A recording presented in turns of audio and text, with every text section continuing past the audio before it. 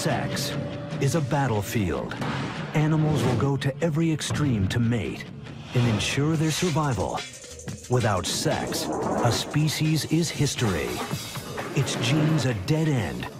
From violent couplings to sperm wars, to mating rituals, and finally, amazingly, to love. Sex drives evolution, and evolution drives sex. In nature, it really is all about sex.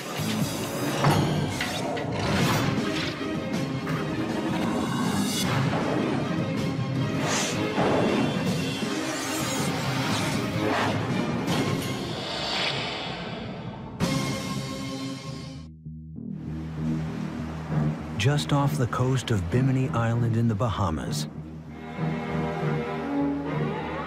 scientists are studying a marvel of evolution. Over millions of years, evolution has built the protruding jaw and razor-sharp teeth of the ocean's master predator. But sharks are more than just killing machines. They are pioneers of sex. 500 million years ago, sharks really invented what people would call sex. Sam Gruber has studied sharks for 45 years. People basically don't know much about sharks, and they think of them as the death fish from hell, but really they're highly, highly sophisticated, tremendous animals. In addition to complex navigation and communication systems, sharks were one of the first to develop a whole new way to have sex. May not look like very much, but it represents a huge evolutionary leap in reproductive behavior. If you look very closely, you'll see these two little finger-like projections, which are called claspers, are actually the penis of the male shark. 400 million years ago, sharks became one of the first vertebrates to evolve a penis. But they were hardly the last.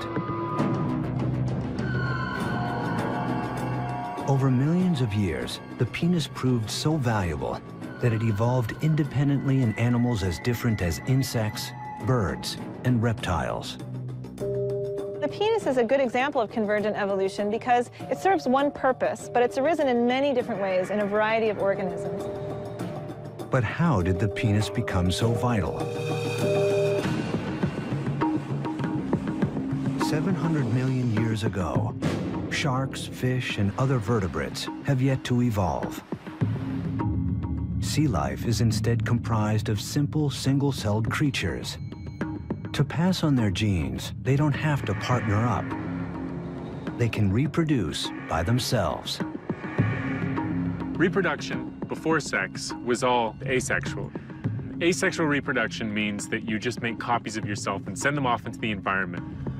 They have all of your genes and no one else's. Asexual reproduction does guarantee that 100% of an organism's genes are passed on. But on the evolutionary battlefield, this strategy has one serious flaw. When each and every creature shares the exact same genes, they also share the same genetic weak spots. Imagine that a virus shows up on the scene, and that virus attacks you if you have a very specific gene sequence in your DNA. Now, if everyone in your population has the same DNA, that means that that virus is going to wipe everyone out. But with sexual reproduction, the mixing and matching of genes increases the odds of at least some individuals living on. The secret to survival is sex. The first animals to adopt sexual reproduction emerged 600 million years ago. But the sex they practiced is not what humans might imagine. These passive creatures, relatives of modern coral, were tightly anchored to the sea floor.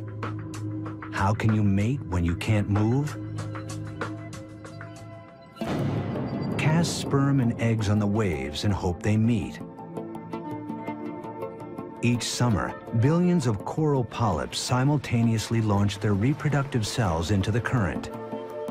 Each coral releases both sperm and egg, but instead of combining with each other, they wait until they encounter the seeds of another coral. No one knows how they do it. This mass spawning is one of nature's most arresting spectacles. But it evolved as a matter of survival. Mass spawning by corals could be called a defense mechanism. Having all of the eggs and sperm released at the same time allows some of the offspring to survive even when there are predators around. You swamp the predators, you produce so many that they can't all be eaten by those predators at that point in time. For stationary animals, casting DNA into the ocean may have been the only way to sexually reproduce. But a new class of creatures was about to evolve, and sex would evolve with them. About 570 million years ago, in a very brief period of time, we see the origin of many different, often very complex body forms, some of which are still with us today. Many forms that resemble modern invertebrates, crustaceans. We even see the first fish. These early fish could move like no other creatures that came before. Instead of relying on ocean currents to carry their fate, males could directly target the female's eggs with their sperm. But even this method of mating had its pitfalls. The eggs, once fertilized, were not only tiny and fragile, they were exposed. This forced the parents to either stand guard or abandon them altogether. It would take another 200 million years for evolution to come up with a new plan, which is where sharks come in.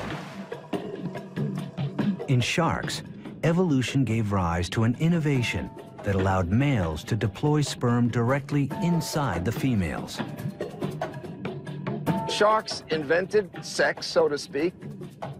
This is just a huge difference from what we see in animals that lived 500 million years ago. Instead of two fish just randomly spraying their eggs and sperms out into the water, helter-skelter, these animals have to actually come in contact. Sharks are one of the first vertebrates to physically connect during sex. It may sound friendly, but with sharks, it's anything but.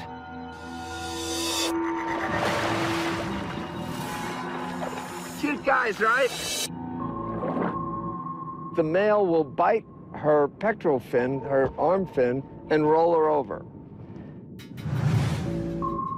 Then the male has these two claspers, or peni, and one is rotated around while the other stays back, and that's inserted into the female's cloaca, which is the common duct.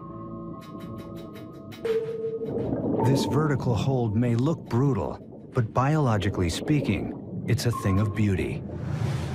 It looks to me like a ballet because they have very difficult tasks to go through to bring themselves together. Each seemingly violent act has a necessary sexual function. The male flips the female shark to her back to relax her for penile insertion. He sinks his teeth into her skin to trigger her ovulation. She's even protected from his gashing. Female sharks have skin twice as thick as male sharks. They have amazing healing properties. They can have huge lacerations, which would kill a human, and they're perfectly fine with it. But the crucial innovation of shark sex is the penis. Once the male is firmly attached, a spur at the appendage's tip prevents it from slipping out. A sac in the male's abdomen fills with seawater and propels the sperm directly into the female's womb, where eggs await fertilization. So not only did they invent copulation, but they also invented getting pregnant. That is to say, internal fertilization. This represents a whole new stage in reproductive biology. Internal fertilization has been a foundation of sharks' 400 million year reign as the ocean's top predators. Not only does it protect their developing eggs from enemies, it leads to the birth of large, fully formed pups that are literally born to kill. For hundreds of millions of years, animals would remain confined to the Earth's oceans. 370 million years ago, a unique lineage of fish began to move towards land. Called tetrapods, they evolved legs from fins. In time, those legs became sturdy enough to let them move out of the water. But this new world presented new problems. If you look around today, there are creatures that spend all their time on land. But to do that, you have to have a whole lot of tricks. You have to be able to lay eggs or give birth to live young. If you are laying eggs, your eggs have to be waterproof. The fish ancestors of tetrapods simply dropped sperm into the current to fertilize eggs. But that wouldn't work on land. So one group of tetrapods, the ancestor of reptiles and mammals, successfully changed their method of reproduction. As sharks had before them, reptiles developed internal fertilization. And then they went beyond, evolving an extraordinary adaptation to protect their young. The amniotic egg. This marvel of evolutionary engineering not only nourished the developing young within, its hard shell kept the egg from drying out. The amniotic egg gave reptiles the ability to conquer land, reproducing, spreading, and growing on a whole different scale. And for the dinosaurs, this scale would be a big problem.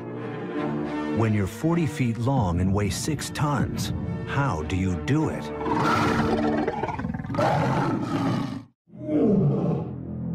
If you can't mate, if you can't pass on your genes, your evolutionary history. But what happens if your own size gets in the way of mating? Some dinosaurs evolved to be the biggest animals ever to live on land. With dinosaurs like T-Rex topping out at more than 15 feet, sex gets complicated. And for all we know about dinosaurs, the details of their sex life remains a mystery. Imagine a 40-ton dinosaur trying to reproduce. Obviously, 2 of these behemoths would have had to get together, but exactly how they did so is still a huge question for paleontologists. Fossilized eggs are clear evidence that dinosaurs had intercourse and reproduced through internal fertilization like birds today. And the bones of dinosaurs are littered across all 7 continents. Testament to creatures that dominated the Earth for 160 million years. Clearly, these enormous animals must have evolved an extremely successful method of mating. Paleontologist Ken Carpenter has puzzled for years over the mystery of dinosaur reproduction. It's a whole process of trying to understand what dinosaurs were like as living animals. They had to have been able to reproduce in order to be so successful for over 200 million years. How did the males and females get together? What made Carpenter's investigation difficult was that all he had was bones. No reproductive organs have survived the fossil record. To discover what dinosaur sex might have been like, Carpenter turned to a creative mix of comparative anatomy, physics, and deduction. Starting with the dinosaur's reptile cousin, the crocodile. Male crocodiles have unique sex organs, not like the claspers of the shark, but not a penis as we humans know it either. Unlike humans, dogs, cats, they don't have this very long organ that sticks out all the time. It's actually a much smaller organ that's kept inside the body. Most of the time, the male's genitalia is kept inside a slit on his underbelly called the cloaca. During sex, however, muscles inside the cloaca contract, averting the animal's penis. Just 3 inches long in the 12-foot crocodile, the male must insert this tool into the female's cloaca to deposit his sperm. For creatures the size of dinosaurs, that would be like trying to stick a key in a lock by moving the whole building. Was it possible? To find the answer to that question, Carpenter turned to another present-day creature, one that shares the dinosaur's problem of how to fertilize an internal egg, despite its enormous size. The elephant. To reproduce, the male elephant rears up and leans on the female. But doing so puts a huge amount of weight on her back. Over time, this pressure causes permanent damage, creating small fractures in the female's backbones. If dinosaur sex took the same form, Carpenter should find similar fractures in their fossils. This vertebrae here comes from a duck-billed dinosaur. Possibly this breakage was due to the male climbing on top of a female during sex. Well, maybe, but we'd have to know what gender this vertebrae is. If it's a male, it would mean one male trying to mate with another male. Maybe that's why dinosaurs became extinct. I don't know. But the elephant-like rear mount posed a more fundamental problem. The male would have climbed up, put his weight on her back. Could her bones have supported it? Elephants weigh up to 7 tons. But some dinosaurs weighed as much as 25 tons. Carpenter calculated the bone strength needed to withstand that much force and concluded that it was too much. The elephant way was out. Undeterred, Carpenter retraced his steps to crocodiles and alligators, creatures with a mating style that avoids load-bearing altogether. They've got the water to suspend them. It's almost like being in space. The male and females can basically rotate together. The male can stick his penis into the female's cloaca and interject sperm. So could dinosaurs have had sex underwater? Carpenter consulted the charts. There were no huge bodies of water, except in a very few places, which would mean then that dinosaurs would have to traipse for sometimes literally thousands of miles in order to have sex. That's an awful lot of work just for sex. Another dead end. Birds were next. They are the direct descendants of dinosaurs, and they lay eggs like dinosaurs. Could they copulate the same way? Birds do it basically as a bunch of quickies, mostly because they're trying to fly at the same time as they're trying to reproduce. The males will be fluttering their arms as they're trying to get up against the female. Birds' quick transfer of sperm, known as a cloacal kiss, would have its advantages for creatures as large as dinosaurs. But again, there are problems. Most dinosaurs don't have wings. And just as importantly, how could they do it with their massive armor in the way? The dinosaur's bony tail is heavy and rigid and not easily moved. The normal procedures of comparative anatomy had left Carpenter with a trail of false leads. Racking his brain for any idea that might work, Carpenter found one right at his feet: the household cat. And while cats are no more like dinosaurs than dogs are like lizards, Carpenter believes the cat's way would work for T-Rex.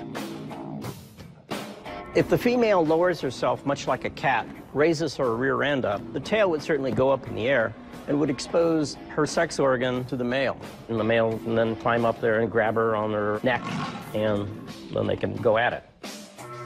In the feline position, with the female's head lowered and tail lifted, the problem of the male's enormous weight would be lifted off the female's back. At the same time, the position would allow easy access for the male. Carpenter's theory is the first to offer a workable answer to the mystery of dinosaur sex, and the first to explain how dinosaurs were able to reproduce their way into history as the unrivaled rulers of Earth for 160 million years.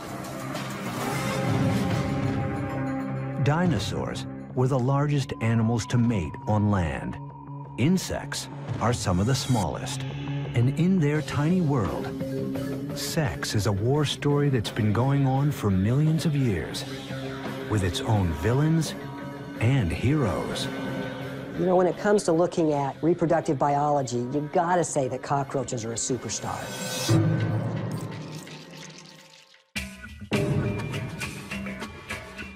65 million years ago, an asteroid 6 miles wide hurtles down from the sky and smashes into the Gulf of Mexico.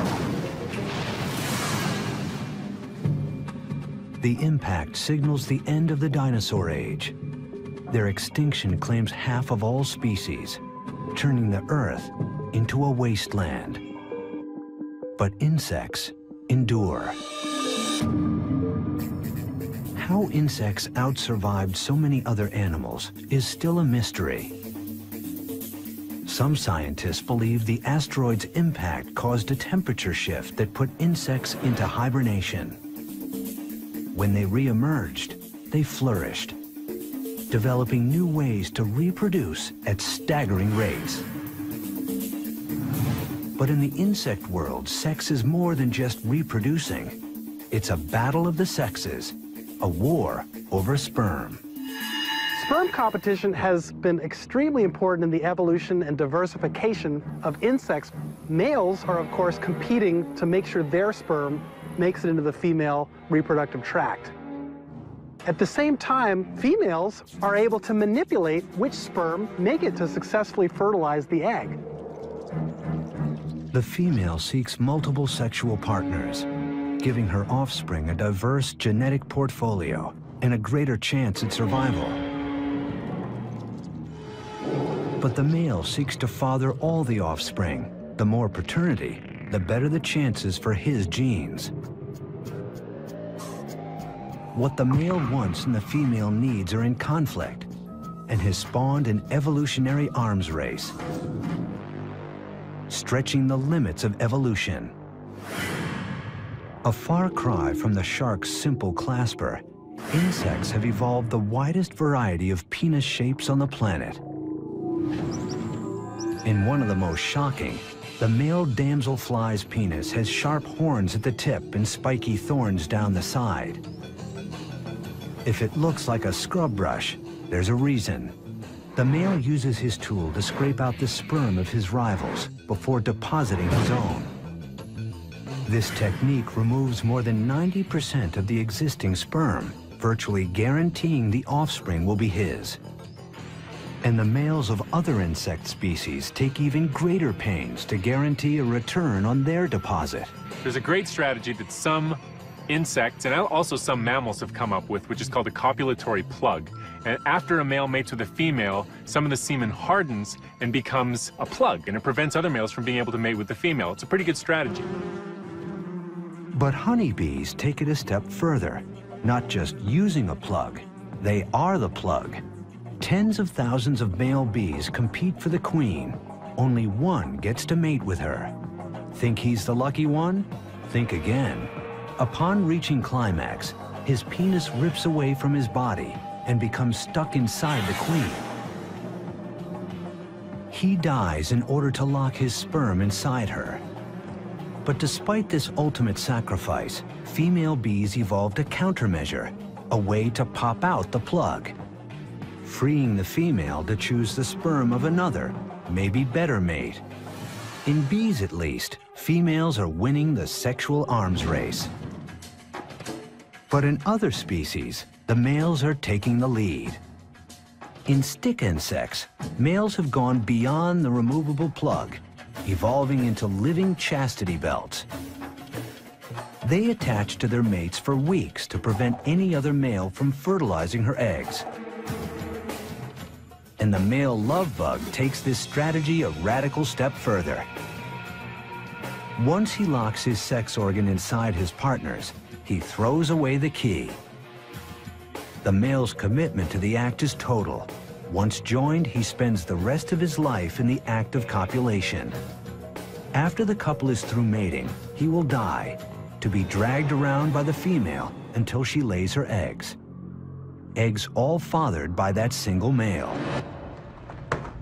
From species to species, the sexual arms race is ongoing throughout the insect world.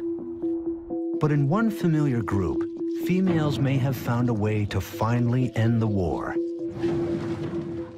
Entomologist Ron Harrison heads up the cockroach extermination lab at the Orkin Training Center in Atlanta. To come up with ways to kill these ultimate survivors, Harrison spends his days studying the species most commonly found in homes. 95% of all cockroach problems in urban situations are German cockroaches. They're very quick in their reproductive abilities, and therefore that helps them become resistant to products that we actually use to try to get rid of them. Evolution has provided cockroaches a host of traits that make them almost impossible to eliminate. They can live a month without food and last hours without oxygen. But most critical to their survival is their speed of reproduction, a quality that might indicate that cockroaches have sex all the time, except they don't. Once a female has had sex and has that sperm, she's able there to hold it and then fertilize as she needs, rather than have to have sex again. Because of this one adaptation, the female needs to mate only once to remain pregnant for the rest of her life. Her one act of sex can yield hundreds of thousands of offspring, a remarkable ratio. This benefits the female in more ways than one. Mating in itself is costly. The more a female mates, the lower her probability of survival. Perhaps because there's some damage that occurs, they might be at risk of predation, and there's even some seminal fluids that carry toxins that decrease female survival. After her one act of sex, the female carries fertilized eggs with her throughout her entire life. So every female in the colony has the potential to become a colony herself. In pest control, what's really scary to us then is if you happen to have a German cockroach in the cuff of your pants or in your pocket or in a box that comes from the grocery store and it happens to be a pregnant female, that's all that's needed to get an entire population going.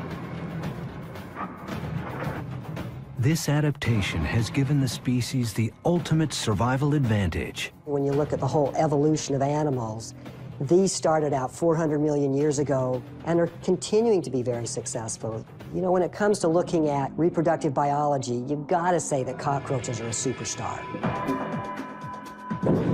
The battle of the sexes has made cockroaches, together with the rest of the insects, the most diverse group of animals on Earth. The drive to reproduce shapes not only insect life, but mammals as well, including us. Everywhere in the natural world, sex gets everyone bent out of shape.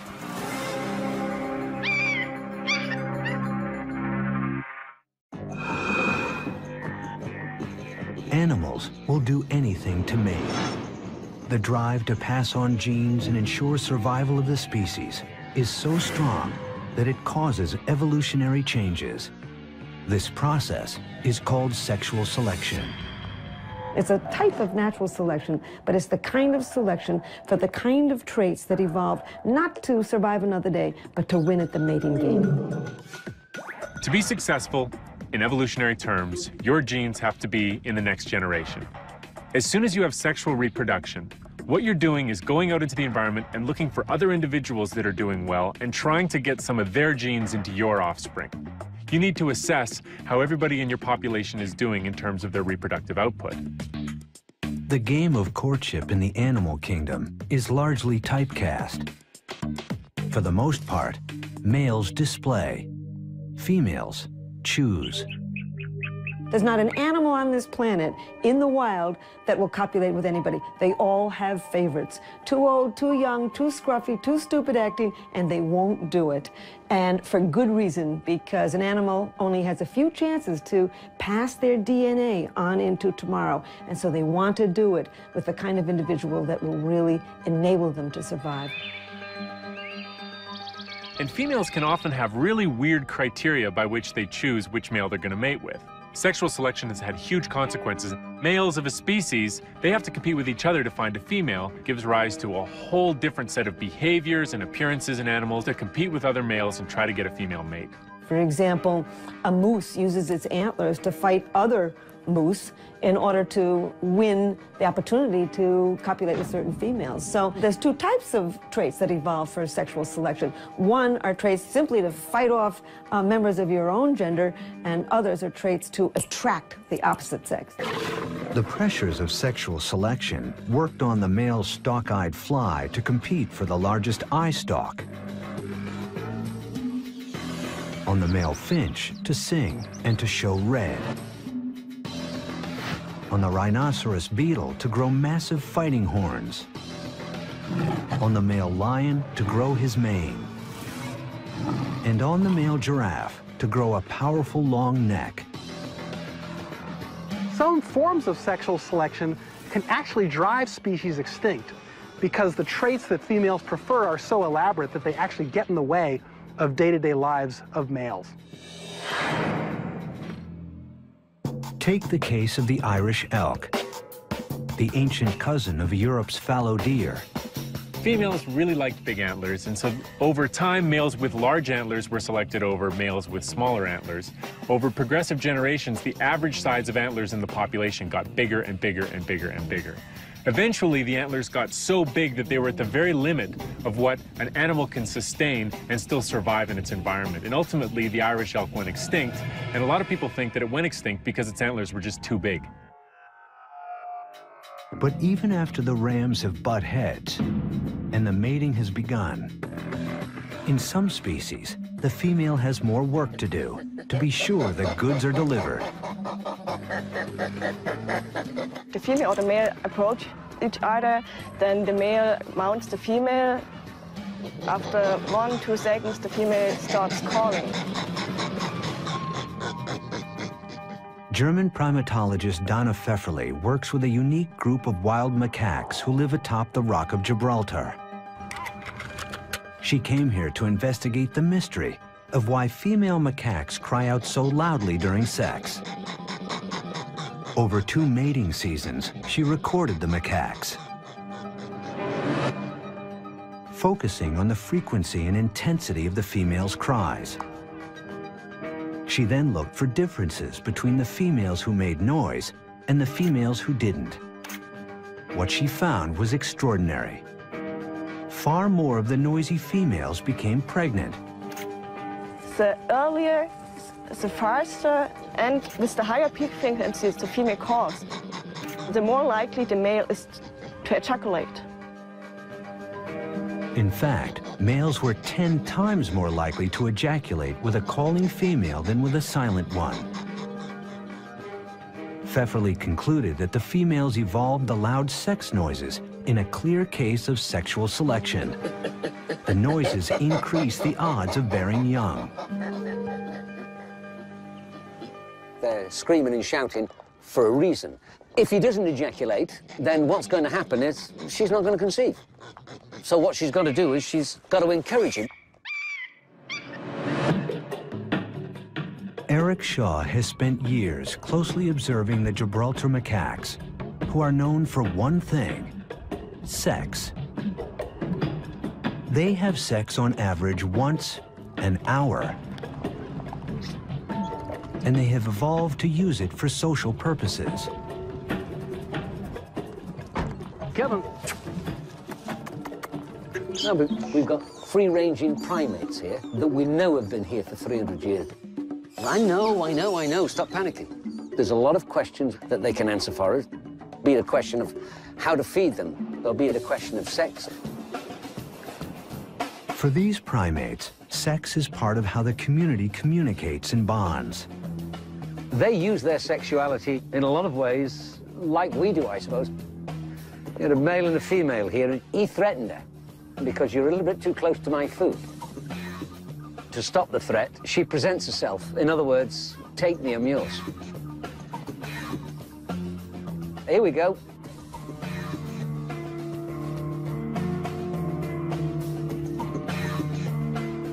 That was sheer, total submission and passiveness. She presented herself, I'm not a threat. He decided to go all the way this time and accept her submission And now there's peace in the world.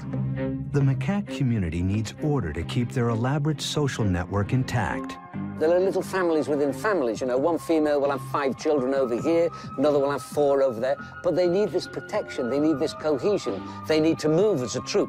With primates like macaques, sex moves beyond its primary function and is put to many different uses. The scientists call these behaviors sexual currency. Primates have developed sexual reproduction to an elaborate art.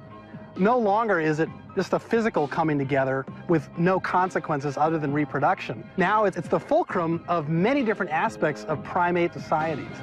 A lot of the primates will exchange food for sex, express power with their sexuality, express friendship with their sexuality. Sex is a very powerful exchange mechanism.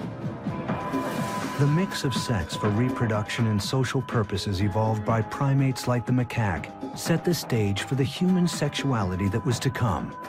Humans would add one more most unusual layer to the evolution of sex. Human beings began to emerge as distinct from our primate cousins just a few million years ago. When our ancestors came down out of the trees and began to stand up on 2 feet instead of 4, they also changed some of their sexual anatomy. Helen Fisher studies the evolution of human sex. The female vaginal canal is no longer tipped backwards the way it is among chimpanzees. It evolved to move somewhat forward, probably for easier access during the missionary position. As the female's anatomy changed, so did the male's. The penis had to reach deeper into the female's body, so it evolved to become significantly larger. Today, humans have the biggest penis of any primate and the most highly developed brain. I think that human beings made their biggest leap in terms of sexuality with the evolution of the brain. Over time, the human brain grew large, so large that its hard skull became a threat to successful reproduction. At some point during human evolution, we began to not only to stand up on 2 feet instead of 4, but the brain got to be too large for the birth canal. At that point, women began to have to bear their babies sooner so that they could get out of the birth canal. No one knows how long the first human mothers carried their young. But we do know that today, a 21-month pregnancy would be necessary for a human baby to be born as fully developed as a newborn chimp. With every human born essentially premature, family bonds became a necessity for survival of the species. And that necessity, argues Fisher, explains the mystery of love.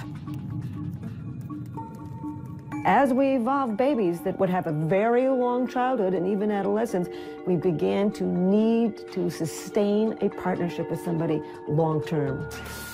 And thus we see the evolution of these romantic love and deep attachment to a partner. Fisher studies the specific areas of the brain involved in sex and love. Inside an MRI machine, subjects are directed to think about their lover by looking at his or her photograph. As they do, their MRI lights up with regions of intense activity. An entire brain system devoted to love.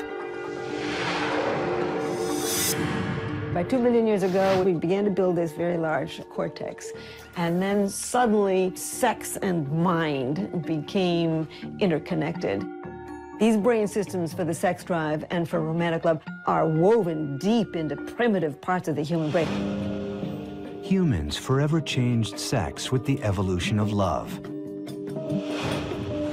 And now, humans are going a step further, taking our evolution into our own hands and separating it from the act of sex. Sex has become futuristic. There's all kinds of ways now to basically bypass sex. We can clone individuals in a petri dish. There's all sorts of ways to fertilize individuals without engaging in intercourse. What is occurring today is that biology is beginning to manipulate those processes to alter its own self and to take control of its own future evolution. So it's becoming a very conscious thing, and 100 years, 200 years from now, as we move forward, the process of human evolution is going to be directed by human choice. Gregory Stock is a biophysicist and the author of a book entitled Redesigning Humans. He is an advocate of human genetic engineering. And I could see a time when it's viewed as just kind of careless to conceive of children by the old ways, where it's just some random meeting of egg and sperm. How could you be so careless about something as important as a child?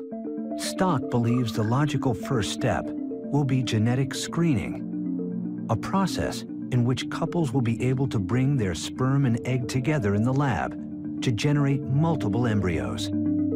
Then pick the one with the most desirable traits. So I think it'll be the parents will make choices about their children that are a little bit different from themselves, but really resonate with their own personalities. If they're really outgoing, they'll want children that are outgoing. If they're really conscious about their own intelligence, they'll choose kids that have a little leg up in that realm. If they're really athletic, they're going to want an athlete. And I see an enormous diversity as we go out into the future. We already are living in the age of engineered reproduction. The first so-called test tube baby is now in her 30s. Successfully cloned animals include the mouse, sheep, cattle, cat, horse, and chimp. Theoretically, the technology to clone humans exists, but hasn't yet been used. For Stock, a future of engineered humanity would simply be a new phase in evolution, consciousness having evolved to the point where it can chart its own future.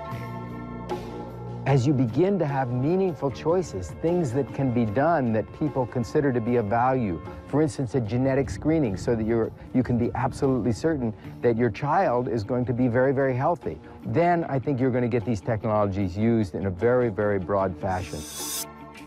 Natural selection has made some bad choices in the past. An awful lot of people have very bad backs. They've got bad shoulders.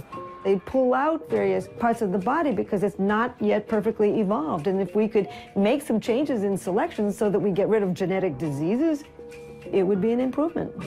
As humans move to take the reins of their own reproductive evolution, a vital debate has begun. Genetic engineering in humans is a very risky activity. The problem is that by introducing variation, we might not know what all the consequences will be. We may insert a gene that we think causes one effect, but in fact it will cause other effects and disrupt the normal functioning of our chromosomes. Of course there are going to be problems. There are always problems with using technology, especially potent technology. But that doesn't mean we shouldn't go there.